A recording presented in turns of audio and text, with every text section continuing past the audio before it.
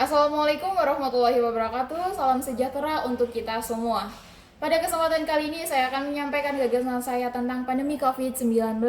Sebelumnya, apakah kalian mengetahui apa itu pandemi?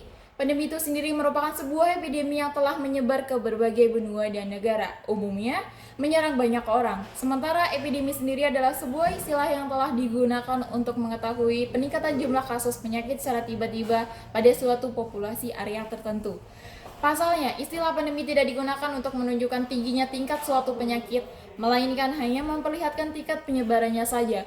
Pandemi COVID-19 ini diakibatkan oleh virus corona yang merupakan jenis virus penyebab penyakit pada saluran pernafasan yang pertama kali terdeteksi muncul di kota Wuhan, Tiongkok.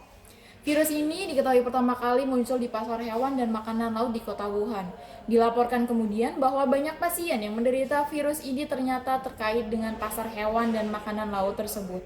Orang pertama yang jatuh sakit akibat virus ini juga diketahui merupakan para pedagang di pasar itu sendiri. Kita harus mengetahui apa saja gejala-gejala yang dialami jika terpapar virus corona.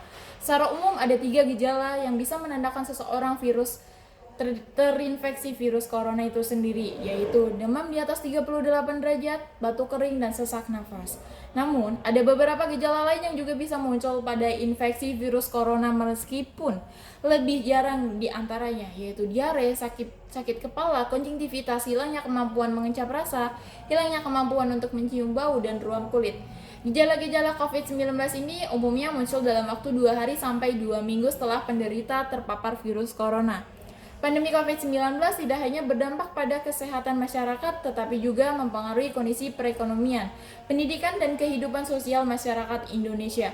Pandemi ini menyebabkan beberapa pemerintah daerah menerapkan kebijakan pembatasan sosial berskala atau PSBB yang berpengaruh terhadap pembatasan aktivitas masyarakat, termasuk aktivitas ekonomi, aktivitas pendidikan, dan aktivitas sosial lainnya.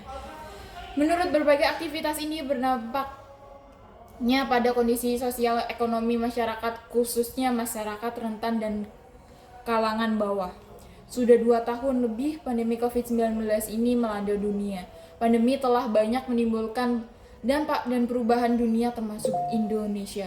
Pemerintah pusat telah melakukan berbagai upaya untuk menangani pandemi COVID-19. Di sektor kesehatan, pemerintah telah berupaya mempercepat pelaksanaan testing, dan treatment dan memenuhi obat antiviral untuk pengobatan pasien COVID-19 serta pemenuhan kebutuhan oksigen, percepatan vaksinasi untuk seluruh penduduk Indonesia. Di sektor ekonomi, pemerintah telah melakukan percepatan dalam penyaluran ragam bantuan sosial atau bansos untuk masyarakat. Serta di sektor lainnya, pemerintah telah mengeluarkan skema-skema kebijakan untuk meminimalisir dampak pandemi. Semuanya dilakukan semata-mata untuk melindungi seluruh masyarakat Indonesia.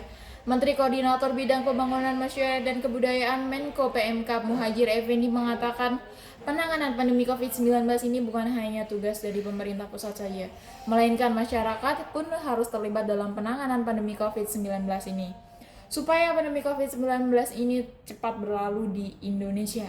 Sekian penjelasan saya mengenai pandemi COVID-19 ini, semoga mudah dipahami dan dimengerti oleh kalian semua. Jangan lupa untuk tetap menjaga kesehatan karena pandemi ini belum terakhir. Wassalamualaikum warahmatullahi wabarakatuh.